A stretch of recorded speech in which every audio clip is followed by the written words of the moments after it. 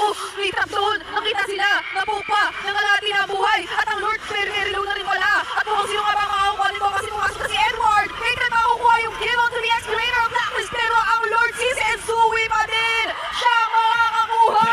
Ohim, pinapadala na ng mga Shuriken. Pero mula-mula minumit na naman ba? Mananalo this time, hindi na. Dahil may Star Shatter. Sabay kalbong ni Haji kay Super Yoshi dito sa itaas. Para siguraduhin na mananalo siya. Yan ang anti-dash. At tuloy-tuloy na nga ang pag-push dito ng Blacklist International. Minions na lang ang kanilang iniintay at magla-lock base na sila.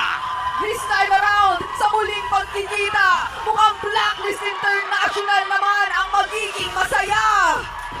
3 points secured para sa Blacklist International after that Game 3 victory against PNC.